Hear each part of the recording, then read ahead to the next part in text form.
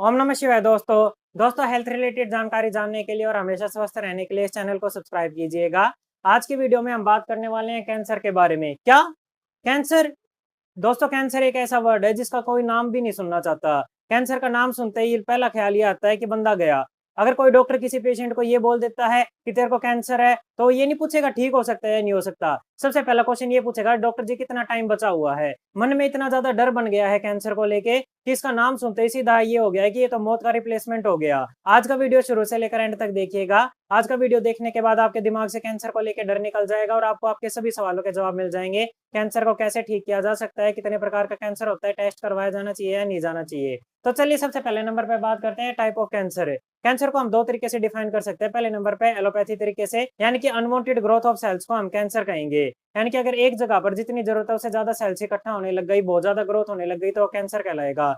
Naturopathy तरीके से कहा जाए तो एक्यूमुलेशन ऑफ टॉक्सिन से कैंसर कहलाएगा। यानी कि अगर हमारे शरीर के किसी एरिया में बहुत ज्यादा टॉक्सिन इकट्ठा होने लग गया तो उसको कैंसर कहेंगे। मान लीजिए लीवर में टॉक्सिन इकट्ठा होने लग गया तो लीवर कैंसर हो गया। ब्लड में अगर टॉक्सिन इकट्ठा होने लग गया तो ब्लड कैंसर बन गया। ब्रेस्ट में अगर टॉक्सिन इकट्ठा होने लग गया तो ब्रेस्ट कैंसर बन जाएगा। तो इस तरह से काफी प्रकार के कैंसर होते हैं। लेकिन नेचुरोपैथी से अगर ट्रीटमेंट देखा जाएगा तो एक ही ट्रीटमेंट होता है कि जहां पर भी टॉक्सिन इकट्ठा होने लग रहा है अगर उस टॉक्सिन को हटा दिया जाए या फिर जहां पर भी जो अनवांटेड ग्रोथ ऑफ सेल्स होने लग रही है उन सेल्स को खत्म कर दिया जाए तो इंसान पहले की तरह ठीक हो सकता है। तो इसके बाद हम कुछ जरूरी क्वेश्चंस के बारे में बात करना चाहेंगे। सबसे पहला और सबसे जरूरी क्वेश्चन जो हर पेशेंट का आता है, सर टेस्ट करवाना चाहिए या नहीं करवाना चाहिए? कौन सा टेस्ट करवाना चाहिए? डॉक्टर विश्वरूप सर तो टेस्ट करवाने से मना करते हैं, बाकी के कुछ लोग हैं वो टेस्ट करवाने के लिए हाँ कहने लग गए। तो माइंड में कंफ्यूजन बनने लग गई है टेस्ट करवाएं या ना करवाएं। और उसके बाद फिर ये क्वेश्चन आता है, चलो सर टेस्ट भी करवा लिया या टेस्ट नहीं करवाया तो ट्रीटमेंट क्या होना चाहिए? ट्रीटमेंट क्या ऐसे करें, हम कैंसर को ठीक कैसे करें अगर किसी को हो गया है तो? इन सभी सवालों के हम आपको जवाब देंगे।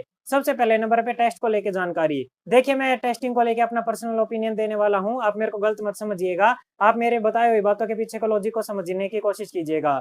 सबसे पहले नंबर पे कैंसर की दो प्रकार की टेस्टिंग होती है। एक होती है स्कैनिंग, यानी कि जिससे हमें पता चले कि साइज कितना है और कहाँ कहाँ तक कैंसर फैला हुआ है। दूसरी टेस्टिंग होती है बायोप्सी, यानी कि ट्यूमर का छोटा सा टुकड़ा लेके ये पता करा जाता है कि वो कैंसरस है या नॉन कैंसरस है, यानी कि वो फैलने वाला है या नहीं फैलने वाला है। देखिए मैं स्कैनिंग का तो सपोर्ट करता हूं लेकिन मैं बायोप्सी का सपोर्ट नहीं करता। अब कुछ लोग ये कहेंगे सर आप तो डॉक्टर विश्वरूप सर के अगेंस्ट जाने लग गए, डॉक्टर विश्वरूप सर तो टेस्टिंग को मना करते हैं, आप स्कैनिंग के लिए सपोर्ट करने लग रहे हो। देखिए ये बात मैं सिर्फ और सिर्फ पेशेंट की वजह से कहने लग रहा हूँ। क्या आप तो हमें ब्लेम करने लग गए? आप ऐसे कैसे कहने लग रहे हो? देखिए मेरे बात का कारण समझिए। जो पेशेंट होते हैं ना उनकी मेंटेलिटी ऐसी होती है, उनकी साइकोलॉजी ऐसी होती है, जब तक सर के ऊपर घंटा नहीं बजेगा ना तब तक वो चीजों को सीरियस नहीं लेंगे। कहीं पे थोड़ा सा दर्द होने लग गया, कहीं पे थोड़ी सी परेशानी होने लग गई, छोटी सी गांठ बन गई, हम उनको ट्रीटमेंट देंगे, थोड़ा बहुत फॉलो करेंगे, एक महीने बाद कहेंगे सर 20-30% फॉलो करने लग रहा हूँ लेकिन अभी अच्छे से फॉलो करना चालू नहीं करा। कुछ कहेंगे सर 60% फॉलो करने लग रहा हूँ लेकिन अच्छे से फॉलो करना चालू नहीं करा। फिर 1 महीने 3 महीने बाद रिपोर्ट ला के कहेंगे सर मेरा कैंसर बढ़ गया, सर मेरी गांठ बढ़ गई। वो क्यों भाई? जब आपको स्टार्टिंग में ट्रीटमेंट बताया गया था तब आप उसको सिंसियरली फॉलो नहीं कर सकते थे?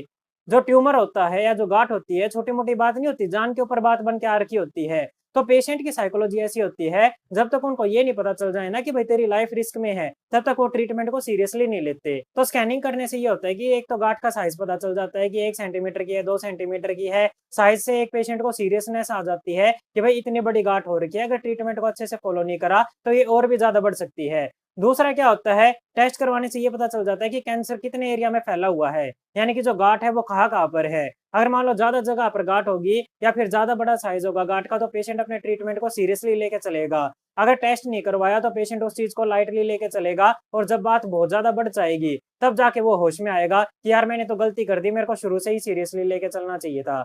तो मैं टेस्टिंग का क्यों सपोर्ट करता हूँ, स्कैनिंग का क्यों सपोर्ट करता हूँ? ताकि पेशेंट को उसकी बॉडी के बारे में जानकारी मिले, वो अच्छे से सीरियस होकर ट्रीटमेंट को फॉलो करना चालू करे। बायोप्सी का मैं सपोर्ट इस वजह से नहीं करता क्योंकि जिस तरीके से नेचुरोपैथी में कहा जाता है कि कैंसर क्या होता है, एक्युमुलेशन ऑफ टॉक्सिन। मान लीजिए हमने कैंसर को छेद दिया और उसमें से छोटा सा टुकड़ा ले लिया तो टॉक्सिन क्या करेगा, पहले एक जगह पर इकट्ठा था, अब वो सराउंडिंग में फैलने लगेगा। फैलने की वजह से वो जहां जहां पर फैलेगा वहां वहां पर और गांठें बनने लगेंगी। तो एक तरीके से नेचुरोपैथी में ये कहा जाता है बायोप्सी करवाने से कैंसर ज्यादा फैलता है। तो बायोप्सी का तो मैं सपोर्ट नहीं करूंगा, लेकिन स्कैनिंग का मैं सपोर्ट करूंगा, ताकि पेशेंट को ये पता चले कि उसका कैंसर कितने एरिया में फैलने लग रहा है या उसका साइज कितना है, और वो फिर सीरियसली ट्रीटमेंट को लेके चले। तो ये मेरा पॉइंट ऑफ व्यू है, मैं किसी के अगेंस्ट नहीं हूँ, सिर्फ अपनी थिंकिंग के अकॉर्डिंग बताने लग रहा हूँ। आपको अगर अच्छा लगे तो आप स्कैनिंग की तरफ जा सकते हो, नहीं तो अगर आपको दूसरा तरीका ठीक लगे तो आप वैसे भी कर सकते हो। उसके बाद चलिए अब हम बात करते हैं कैंसर के रियल ट्रीटमेंट के बारे में। क्या रियल ट्रीटमेंट? रियल ट्रीटमेंट तो सीधा सा होगा, एलोपैथी का ट्रीटमेंट होगा या आयुर्वेद का ट्रीटमेंट होगा या नेचुरोपैथी का ट्रीटमेंट होगा।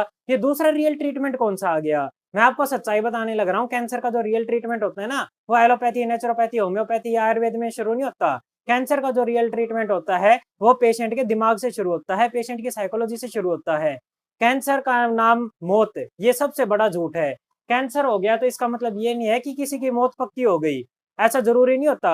मैं काफी सारे ऐसे पेशेंट को जानता हूँ जिनको कि लास्ट स्टेज का कैंसर है और उन्होंने 5 साल 10 साल बिना किसी परेशानी के निकाल दिए। किसी पेशेंट की बात तो छोड़िए, मेरे खुद के घर में रिलेटिव हैं, मेरे दादाजी की कजन सिस्टर यानी कि मेरी बुआ जी, उनको लास्ट स्टेज का ब्रेन ट्यूमर है और वो भी 10 साल पहले डायग्नोज हुआ था और उनकी 80 से ज्यादा उम्र हो चुकी है। उनको प्रॉब्लम है कैंसर की वजह से, जैसे दिखने में दिक्कत आती है, सर दर्द होता है, लेकिन 10 साल लास्ट स्टेज के कैंसर में उन्होंने निकाल दिए। ये बहुत बड़ी बात है। यानी कि सबसे पहले नंबर पे अपने दिमाग से ये डर निकाल दीजिए कि कैंसर हो गया तो पेशेंट मर ही जाएगा। तो कैंसर का जो रियल ट्रीटमेंट होता है वो पेशेंट के माइंड से शुरू होता है। आधा तो पेशेंट को डर मार देता है, चीज मारे ना या मारे, लेकिन उसका डर पेशेंट को अंदर ही अंदर खत्म कर देता है, सारी इम्यूनिटी को, सारे के सारे डिफेंस सिस्टम को खत्म करके रख देता है अगर कोई बंदा डर जाता है। तो कैंसर का जो रियल ट्रीटमेंट होगा वो पेशेंट के दिमाग से शुरू होगा और उसका जो पहला स्टेप होगा वो ये होगा कि अपने माइंड से कैंसर का डर निकाल दीजिए। कैंसर हो गया तो हो गया भाई, अब डर के क्या कर लोगे आप? अगर हो गया है, किसी को गांठ बन गई है या किसी की गांठ बढ़ने लग रही है, आप उस चीज के लिए क्या कर सकते हो? डरने से वो चीज ठीक नहीं होने वाली, बल्कि जितना आप डरोगे उतना आपका इम्यून सिस्टम कमजोर होता जाएगा, उतना आपका डिफेंस सिस्टम कमजोर होता जाएगा, उतनी वो गांठ बढ़ती जाएगी। तो कैंसर का अगर आपको सच में ट्रीटमेंट करना है तो सबसे पहले नंबर पे आपको अपने दिमाग से ये डर निकालना पड़ेगा कि अगर कैंसर हो गया तो हम मर जाएंगे। कैंसर हो गया ये बात ठीक है, आप इस चीज को मान के चलो, आप इसके ऊपर वर्क करो कि मैं कैसे अपने आप को ठीक कर सकता हूँ। आपने डर के ऊपर जीत पा ली तो समझ लो आपने कैंसर के ऊपर जीत पा ली। तो पहले नंबर पे अपने माइंड से डर निकाल दो कि भाई कुछ होने वाला है, और एक साइकोलॉजिकल तरीके से मजबूत बनिए और उसको ठीक करने के ऊपर काम कीजिए। डरने से काम नहीं चलने वाला, लेकिन अगर आपने डर को जीत लिया तो आपका काम जरूर चल जाएगा, फिर कैंसर आ जाएगा। दूसरे नंबर पर बात आती है कि प्रैक्टिकल थिंकिंग रखिए। प्रैक्टिकल थिंकिंग का क्या मतलब होगा? देखिए, मार्केट में अलग अलग प्रकार के ट्रीटमेंट आ रखे हैं, बहुत सारे ट्रीटमेंट है कैंसर को लेके। आयुर्वेद का ट्रीटमेंट, नेचुरोपैथी का ट्रीटमेंट, एलोपैथी का ट्रीटमेंट, होम्योपैथी का ट्रीटमेंट है। अब एक बार किसी को अगर गांठ डिक्लेयर हो जाती है तो बंदा घबरा जाता है, क्या करूं, कहाँ जाऊं, कौन सा ट्रीटमेंट करवाऊं। सोच समझ के राइट डिसीजन लेना ही प्रैक्टिकल थिंकिंग कहलाता है।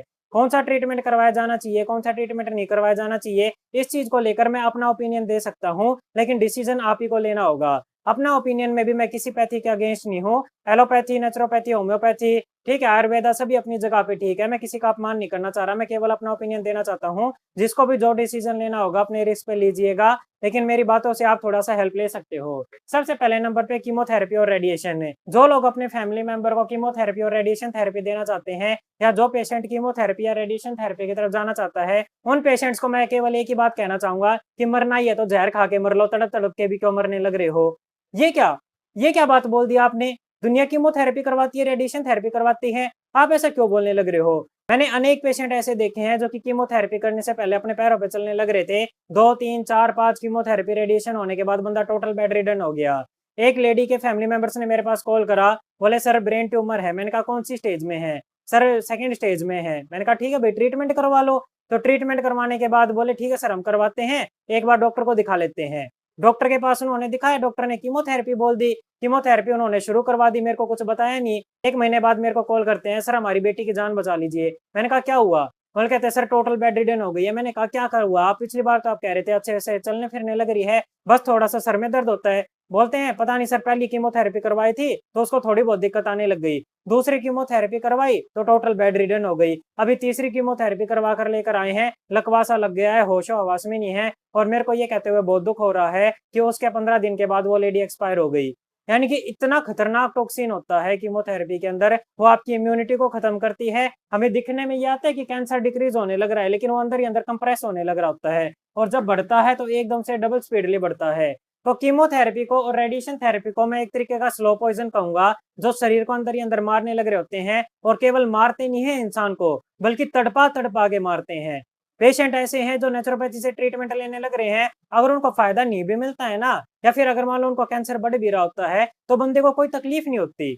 बंदा अपना हेल्दी लाइफ जीने लग रहा होता है, उसके दर्द में आराम आ जाता है, सिम्टोमेटिकली बहुत अच्छे फायदे मिलने लग जाते हैं, और अच्छे से ट्रीटमेंट को फॉलो करे तो ठीक भी होने लग जाता है। लेकिन जो बंदे मेरी नॉलेज में कीमोथेरेपी और रेडिएशन थेरेपी की तरफ गए हैं ना, तड़प तड़प के मरे हैं, लोगों ने प्रे कर करके कि हे भगवान मेरे को मार दे, हे भगवान मेरे को उठा ले, ऐसे तड़प तड़प के मौत की डिमांड करी है। मैं कीमोथेरेपी, रेडिएशन थेरेपी को लेके अपना ओपिनियन बताने लग रहा हूँ। कोई अगर एलोपैथी डॉक्टर ये वीडियो देखता है तो मेरे को गलत ना समझे। सिर्फ मेरा जो पर्सनल एक्सपीरियंस है, जो पर्सनल मैंने पेशेंट से बातचीत की है, वो एक्सपीरियंस मैं बताने लग रहा हूँ। और उसी के बेस पे मेरा मानना ये है कि किसी को भी मेरे अकॉर्डिंग, तो अगर मेरे फैमिली में भगवान ना करे किसी को ऐसा हो, या मेरे को अगर कभी ऐसा हो, तो मैं उसको कीमोथेरेपी या रेडिएशन थेरेपी की तरफ तो जाने की बिल्कुल भी सलाह नहीं दूंगा। उसके बाद दूसरे नंबर पर आता है सर्जरी का ऑप्शन है।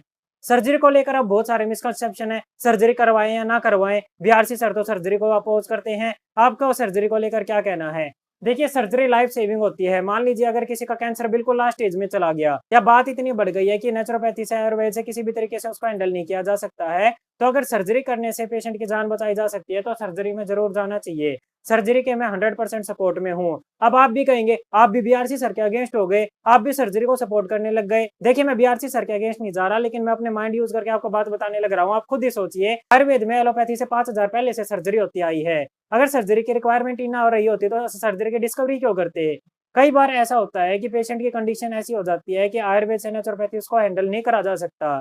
लेकिन अगर सर्जरी करवा के उस डिजीज को टाइम बीइंग के लिए रिमूव कर दिया जाए, और उसके बाद आयुर्वेद या नेचुरोपैथी की सहायता से पेशेंट के टॉक्सिन को रिमूव कर दिया जाए, तो उससे कैंसर तो हट ही जाता है, लाइफ भी बच जाती है, और फ्यूचर में बड़ी बीमारी बनने के, वापस से रिकवर करने के चांसेस भी खत्म हो जाते हैं। तो जहां पर बात आएगी सर्जरी की, अगर कोई पेशेंट ऐसा है जिसको सर्जरी से जान बचाई जा सकती है, और जान बचाने के बाद उसके बाद वो नेचुरोपैथी में आता है, तो वो 100% रिकवर कर सकता है, और फ्यूचर में कैंसर होने के चांसेस को भी रिमूव कर सकता है। मेरे अकॉर्डिंग मैं किसी भी इंसान को ये सलाह देना चाहूंगा कि कीमोथेरेपी, रेडिएशन थेरेपी की तरफ किसी को नहीं जाना चाहिए। अगर सर्जरी करवाई जा सकती है तो सर्जरी करवा के उसके बाद ट्रीटमेंट को फॉलो किया जा सकता है, ताकि पेशेंट को फ्यूचर में वो दिक्कत दोबारा ना हो। उसके बाद अगले नंबर पे बात आती है नेचुरोपैथी ट्रीटमेंट की, होम्योपैथी ट्रीटमेंट की, आयुर्वेद ट्रीटमेंट की। होम्योपैथी ट्रीटमेंट के बारे में ज्यादा मेरे को जानकारी नहीं है, तो उसके लिए मैं क्वालिफाइड नहीं हूँ। आयुर्वेद के बारे में मेरे को थोड़ा बहुत जानकारी है, लेकिन अगर आप रियल आयुर्वेद से ट्रीटमेंट करवाओगे, यानी कि जो आपकी बॉडी के वात पित्त कफ को समझ के आपका इलाज करेगा, तो वो सबसे बेस्ट ट्रीटमेंट रहेगा आपके कैंसर के लिए। जब वात पित्त कफ में से कोई भी दो एलिमेंट डिसबैलेंस हो जाते हैं, और वो लंबे समय तक डिसबैलेंस रहते हैं, तो उसके साथ साथ में तीसरा एलिमेंट भी डिसबैलेंस होने लग जाता है, यानी कि उसको त्रिदोष की शिकायत होने लग जाती है, यानी कि वो बीमारी जल्दी से ठीक नहीं हो सकती। तो कैंसर होता है वो असाध्य की कैटेगरी में आता है। अगर आप किसी एक्सपीरियंस्ड आयुर्वेद के डॉक्टर से, रियल आयुर्वेद डॉक्टर से, जो कि रियल में आपकी बॉडी के कंपोनेंट्स को, वात को, पित्त को, कफ को, सब चीजों को समझ के आपको टाइम टू टाइम अच्छा ट्रीटमेंट देगा, उससे आप इलाज करवाओगे, तो रियल आयुर्वेद से कैंसर ठीक होने की उम्मीद बनाई जा सकती है। उसके बाद क्योंकि मैं एक नेचुरोपैथी एक्सपर्ट हूँ, और नेचुरोपैथी के बारे में मेरे को ज्यादा जानकारी है, तो मैं उसके बारे में आपको डिटेल में बता सकता हूँ। नेचुरोपैथी सबसे बेस्ट ट्रीटमेंट प्रोवाइड करता है, और इसके अंदर सबसे ज्यादा अच्छे चांसेस होते हैं कैंसर को ठीक करने के। देखिए, एक रियलिटी ये होती है कि लाइफ एंड डेथ इंसान के हाथ में नहीं होती, ये तो फैक्ट है। मैं खुद आज जिंदा हूँ, कल जिंदा रहूंगा या नहीं रहूंगा मेरा खुद का भरोसा नहीं, तो मैं किसी और बंदे की तो गारंटी क्या लूंगा। लेकिन हाँ, इस चीज की गारंटी मैं जरूर ले सकता हूँ कि जो सबसे बेस्ट ट्रीटमेंट अवेलेबल होगा वो नेचुरोपैथी में अवेलेबल होगा। इससे अगर आप इलाज करवाते हो तो आप ना केवल लंबा जी सकते हो, बल्कि आप अपने सिम्टम्स में भी आराम पा सकते हो, और अगर भगवान ने चाहा तो धीरे धीरे करके अपने कैंसर को जड़ से भी ठीक कर सकते हो। तो अगर मेरा किसी को सजेशन रहता है तो उसको नेचुरोपैथी में ट्रीटमेंट करवाने का ही सजेशन रहता है। या तो आप स्टार्टिंग से ही, जैसे ही थोड़ी सी दिक्कत डायग्नोज होती है, तो उसको बढ़ने मत दो, शुरुआत में ही नेचुरोपैथी ट्रीटमेंट करवाने लगो। छोटी मोटी गांठ बनी, शुरुआत में ही नेचुरोपैथी से हैंडल कर लिया, तो आपको वो बड़ी बनने नहीं देगी। अगर कैंसर होगा भी तो वहीं पे ठीक हो जाएगा। उसके बाद अगले नंबर पे कीमोथेरेपी वर्सेस नेचुरोपैथी। अगर किसी को कैंसर डिक्लेयर हो गया है तो क्या करना चाहिए? कीमोथेरेपी करवानी चाहिए या नेचुरोपैथी करवानी चाहिए? मेरा तो साफ से सजेशन रहता है नेचुरोपैथी की तरफ जाओ। मैं कीमोथेरेपी, रेडिएशन थेरेपी की तरफ जाने की किसी को भी सलाह नहीं दूंगा, क्योंकि मैंने उसका रियल लाइफ एक्सपीरियंस देख रखा है। मैंने देखा है कि पेशेंट की वहां पे जाने के बाद क्या कंडीशन होती है। और नेचुरोपैथी में क्योंकि कैंसर पेशेंट मैं खुद हैंडल करने लग रहा हूँ, तो मेरे को पता है कितना अच्छा रिजल्ट मिलता है, धीरे धीरे करके पेशेंट को बेनिफिट मिलता है। उसके बाद अगले नंबर पे कि सर्जरी करवानी चाहिए या नेचुरोपैथी में जाना चाहिए। सर्जरी के लिए जैसा मैंने बताया कि अगर सर्जरी करवा के पेशेंट की लाइफ सर्वाइव करी जा सकती है तो सर्जरी में जाया जाना चाहिए और उसके बाद नेचुरोपैथी ट्रीटमेंट को लिया जाना चाहिए ताकि बीमारी फ्यूचर में रिकवर ना करे। तीसरे नंबर पे, क्या केवल नेचुरोपैथी से ट्रीटमेंट करवाया जा सकता है? क्या सर्जरी को भी अवॉइड करके सिर्फ नेचुरोपैथी से इलाज करवाया जा सकता है? तो हाँ, सर्जरी को अवॉइड करके सिर्फ नेचुरोपैथी से इलाज करवाया जा सकता है, लेकिन उसके लिए पेशेंट की साइकोलॉजी मैटर करेगी कि उसकी साइकोलॉजी, उसका ब्रेन पावर कितना स्ट्रांग है, कितना स्ट्रांगली वो चीजों को समझने को तैयार है। केवल 30 से 90 दिन के अंदर, 120 दिन के अंदर भी कैंसर ठीक होते हैं नेचुरोपैथी की सहायता से, लेकिन वे उन लोगों के ठीक होते हैं जो कैंसर के ठीक करने के पीछे की साइंस को समझ के चीजों को सीरियसली फॉलो करने को तैयार होते हैं। उन लोगों के बिना सर्जरी के भी कैंसर ठीक हो सकते हैं। तो हाँ, अगर किसी को सर्जरी नहीं करवानी हो, सिर्फ नेचुरोपैथी से इलाज करवाना हो, तो उसके लिए भी नेचुरोपैथी से ट्रीटमेंट करवाया जा सकता है। लेकिन फिर भी अगर मान लीजिए कोई बंदा ज्यादा डरा हुआ है, वो एक बार सर्जरी से कैंसर को रिमूव करवाना चाहता है, तो रिमूव करवा के भी इस ट्रीटमेंट को फॉलो करना स्टार्ट कर सकता है। उसके बाद अगले नंबर पे कि अब पेशेंट को क्या डिसीजन लेना चाहिए। क्या मैं आपको बताऊंगा कि आपको कौन सा ट्रीटमेंट लेना है? आपको कीमो करवानी है, रेडिएशन करवाना है, सर्जरी करवानी है, नेचुरोपैथी करवानी है, आयुर्वेद में जाना है, होम्योपैथ में जाना है या नेचुरोपैथी में जाना है? कौन बताएगा ये मैं नहीं बताने वाला। ये पेशेंट को, पेशेंट के फैमिली मेंबर्स को खुद से डिसीजन लेना चाहिए और अपने रिस्क पे लेना चाहिए। देखिए, मैं आपकी बात समझ सकता हूँ कि जो पेशेंट होते हैं, उसके फैमिली मेंबर्स होते हैं, डरे हुए होते हैं, उनके मन में एक मौत का डर होता है कि कैंसर से मर जाएगा। तो सबसे पहले नंबर पे आपको अपने दिमाग से मरने का डर निकालना पड़ेगा, क्योंकि अगर आपने अपने दिमाग से मरने का डर नहीं निकाला तो आप राइट डिसीजन नहीं ले पाओगे। जो डर होगा वो आपके सोचने की, समझने की शक्ति को खत्म कर देगा और आपके डिसीजन लेने की शक्ति को भी खत्म कर देगा। जब आपकी डिसीजन लेने की शक्ति को खत्म हो गई तो आपकी तरफ से कोई दूसरा बंदा डिसीजन लेगा, और अगर उसने आपकी लाइफ का गलत डिसीजन ले लिया तो अगर आप ठीक भी हो सकते थे तो भी ऐसा हो सकता है कि गलत डायरेक्शन में ट्रीटमेंट चले जाए और भगवान ना करे आपको कुछ हो जाए। तो सबसे पहले नंबर पे पेशेंट को, पेशेंट के फैमिली मेंबर्स को अपने दिमाग से मरने का डर निकालना पड़ेगा, और वो डर निकालने के बाद राइट डिसीजन लेना पड़ेगा सभी चीजों को कैलकुलेट करके। मैं आपको एक बात बताना चाहता हूँ कि नेचुरोपैथी में अगर आप आना चाहते हो, नेचुरोपैथी से ट्रीटमेंट करवाना चाहते हो, तो नेचुरोपैथी में ठीक होने के, सिम्टम्स को आराम देने के सबसे अच्छे चांसेस रहते हैं। नेचुरोपैथी के अंदर कैंसर को ठीक करने के भी सबसे अच्छे चांसेस होते हैं, लेकिन नेचुरोपैथी कोई अमृत नहीं है। जरूरी नहीं कि कोई बंदा अगर नेचुरोपैथी में ट्रीटमेंट लेने के लिए आता है तो 100% उसकी जान बची जाएगी। कोशिश पूरी करी जाती है और सबसे अच्छे चांसेस भी रहते हैं, लेकिन ऐसा भी हो सकता है कि नेचुरोपैथी में ट्रीटमेंट लेने के लिए आता है तो उसकी जान ना बचे।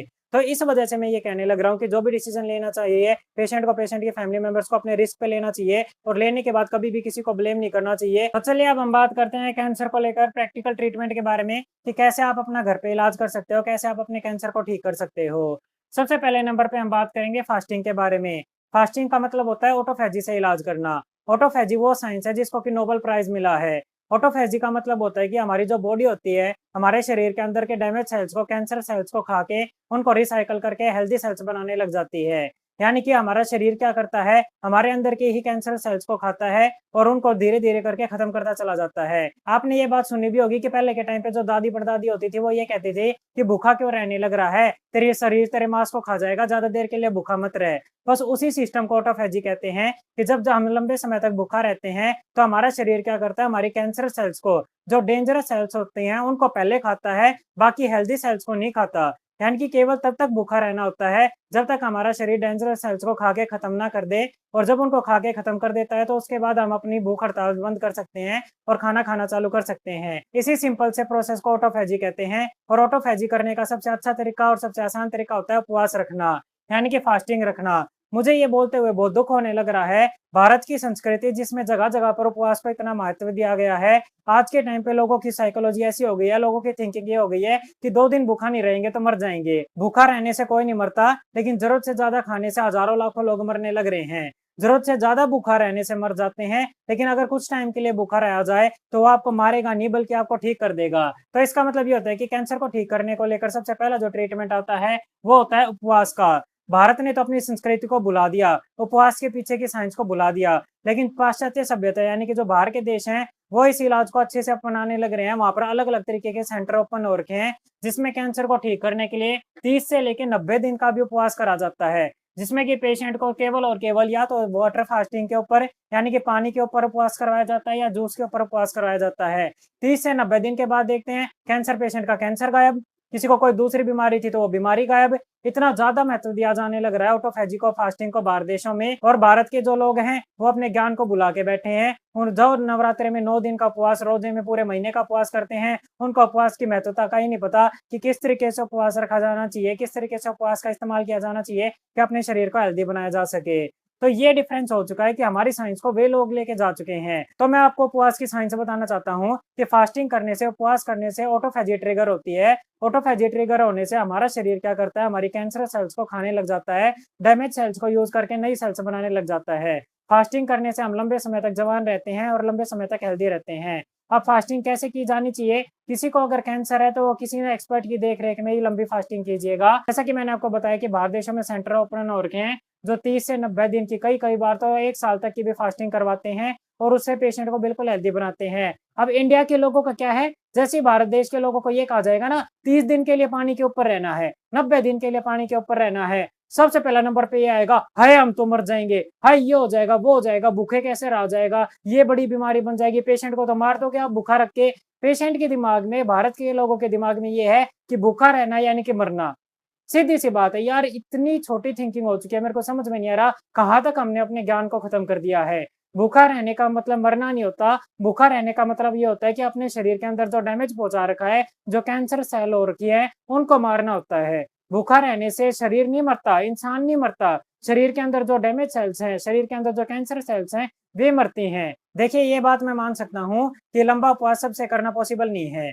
पॉसिबल इस वजह से नहीं है क्योंकि ना तो लोगों के अंदर इतनी हिम्मत है, ना लोगों को इतनी नॉलेज है, ना इतना उनका ब्रेन स्ट्रॉन्ग है कि वो 30 दिन का, 90 दिन का इतना लंबा उपवास रख सके। और ना लोग इतने लंबे उपवास को रखने का तरीका जानते हैं, ना इसके पीछे की साइंस को जानते हैं। लेकिन हाँ, 24 घंटे का, 36 घंटे का उपवास हर कोई रख सकता है। किसी को अगर कैंसर जैसी बड़ी बीमारी हो जाती है तो हफ्ते में 1 दिन के लिए कम से कम 24 से 36 घंटे का उपवास रखना बहुत ज्यादा जरूरी है। मान लीजिए आज सुबह 6 बजे से उपवास चालू करा तो अगले दिन के 6 बजे तक उपवास रखना चाहिए। और अगले दिन के 6 बजे तक उपवास रखने लग रहे हो, उसके बीच में सिर्फ और सिर्फ पानी पीना है, कुछ भी खाना नहीं है। ऑटोफैजी को ट्रिगर करने के लिए कम से कम 16 से 18 घंटे का उपवास रखना जरूरी होता है। अगर 16 से 18 घंटे से कम टाइम का उपवास करेंगे तो ऑटोफैजी नहीं मिलने वाली, वो आपके कैंसर को ठीक करने नहीं वाली। तो 24 से 36 घंटे का उपवास करें, हफ्ते में 1 दिन करें, तो धीरे धीरे करके आपके कैंसर की सेल्स खत्म होने लगेंगी और आपके कैंसर की साइज छोटी होती चली जाएगी और आपको फायदा मिलता चला जाएगा। दूसरे नंबर पे जो ट्रीटमेंट आता है वो होता है शुद्ध हवा का इस्तेमाल करना, यानी कि 4 से 9 घंटे के लिए उपवास करना। इसके बारे में डिटेल जानकारी मैंने अपने पिछले वीडियो में दे रखी है, उसका लिंक मैं नीचे डिस्क्रिप्शन में दे दूंगा, आप उसी वीडियो को देख सकते हो। 15 मिनट के लिए डीप ब्रीदिंग, सुबह 4 बजे उठ के, 2 घंटे के लिए कपालभाति, 2 घंटे के लिए अनुलोम विलोम। और उसके बाद अगले नंबर पे कम से कम 45 मिनट के लिए सूरज की धूप में जरूर बैठना। और जिस जगह पर आपको कैंसर हो रखा है वहां पर सीधा धूप लगनी चाहिए। 45 मिनट के लिए धूप में बैठा, 40% बॉडी को धूप में एक्सपोज करो और सीधा धूप पे अगर 45 मिनट तक अपने कैंसर वाले एरिया के ऊपर लगाओगे तो एक वो तरीके से वो रेडिएशन थेरेपी का ही काम करेगा, और वो भी सेफ रेडिएशन थेरेपी। धीरे धीरे करके आपकी इम्यूनिटी को भी बढ़ा देगा और कैंसर सेल्स को भी खत्म कर देगा। तो सुबह की धूप में जरूर बैठना चाहिए 45 मिनट के लिए। अगले नंबर पे ट्रीटमेंट आता है अर्थ एलिमेंट का यूज करना। अर्थ एलिमेंट का यूज करने के लिए या तो आप हमसे डाइट चार्ट बना सकते हो, नहीं तो आप घर पे नॉर्मल तरीके से डीआईपी डाइट को यानी कि रॉ डाइट को फॉलो करना चालू कर सकते हो। रॉ डाइट को फॉलो करने का तरीका ये रहेगा कि आपको 8 घंटे के अंदर अंदर अपनी डाइट कंप्लीट कर लेनी है और बचे हुए 16 घंटे में आपको फास्टिंग करनी है। यानी कि 10 बजे से लेकर 6 बजे के बीच में अपनी डाइट कंप्लीट कर लो और उसके बाद पूरे दिन में आप फास्टिंग करो। अगर आपको जरूरत पड़ती है तो आप जूस ले सकते हो। यानी कि आपको एक नॉर्मल रूटीन बताऊं तो सुबह 4 बजे उठिएगा, 4 बजे उठ के 8 बजे तक अपना प्राणायाम कीजिएगा। प्राणायाम करने के बाद 1 गिलास रेड जूस, 1 गिलास ग्रीन जूस 10 बजे तक ले लीजिएगा। 10 से 12 बजे के बीच में अपने वेट के अकॉर्डिंग, वेट इंटू 10 यानी कि 60 किलो वेट है तो 60 इंटू 10 600 ग्राम फल खाइएगा 3 से 4 तरीके के। फिर 1 से लेके 3 बजे के बीच में आपको अपनी सलाद खानी है, यानी कि 60 किलो वेट है तो 60 इंटू 5 300 ग्राम सलाद खाइएगा। उसके बाद फिर 4 से 6 बजे के बीच में फिर से आप 300 ग्राम सलाद खा सकते हो। इसके बीच में अगर ज्यादा भूख लगती है तो 60 ग्राम यानी कि जितना आपका वेट है उतने ग्राम आप अंकुरित अनाज ले सकते हो और नट्स ले सकते हो। और फिर 6 बजे के बाद 6 से 8 बजे के बीच में फिर से 2 गिलास जूस लीजिएगा, 1 गिलास ग्रीन जूस, 1 गिलास रेड जूस। और उसके साथ साथ आप 1 गिलास संतरे का जूस और नारियल पानी भी पी सकते हो बचे हुए 16 घंटे के अंदर में।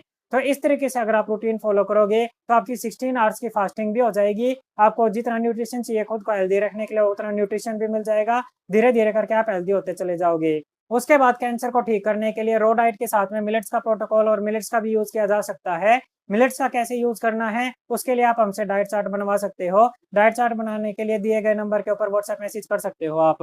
अगले नंबर पे हम बात करते हैं मेडिटेशन करना। देखिए, जैसे मैंने आपको बताया कैंसर नहीं मारता, कैंसर का डर सबसे ज्यादा मारता है। कैंसर का डर निकालने के लिए आपको आराम से बैठ के ध्यान लगाना होगा। ध्यान लगा के अपनी सांस के ऊपर ध्यान लगाइएगा और ये सोचिएगा मैं हेल्दी होने लग रहा हूँ। जहाँ पे आपका कैंसर है ये सोचिएगा धीरे धीरे करके मेरा कैंसर का साइज छोटा होते जाने लग रहा है और मैं हेल्दी होते जाने लग रहा हूँ। अगर आप इन तरीकों से अपना इलाज करोगे और सोच समझ के दिमाग से डर निकाल के अपने आप को ठीक करना चालू करोगे तो धीरे धीरे करके बिल्कुल हेल्दी होते चले जाओगे। अब एक बात मैं जरूर बताना चाह रहा हूँ कि ऑटोफैजी से ऐसा नहीं होता कि कैंसर एकदम से ठीक हो जाएगा। जब आप ये सभी चीजें फॉलो करने चालू करोगे तो धीरे धीरे कैंसर की गांठ छोटी होती चली जाएगी और आप देखोगे आप धीरे धीरे करके बिल्कुल ठीक होते चले जाओगे। तो ये सारा प्रोसेस रहता है कैंसर का इलाज करने का। तो आप इस वीडियो को देखिएगा, अपने मन से के दिमाग से अपने कैंसर का डर को निकाल दीजिएगा और राइट डिसीजन लेकर अपने आप को ठीक करने का प्रयास कीजिएगा। तो चलिए, अगर इसके बाद किसी को कोई और डाउट रहता है तो नीचे कमेंट सेक्शन में कमेंट करके पूछ सकते हैं, मैं उनके डाउट का रिप्लाई करूंगा। किसी को अगर हमारी ऑब्जर्वेशन में इलाज करवाना हो तो दिए गए नंबर के ऊपर व्हाट्सएप मैसेज कर सकते हैं। Thank you very much, have a nice day. ओम नमः शिवाय।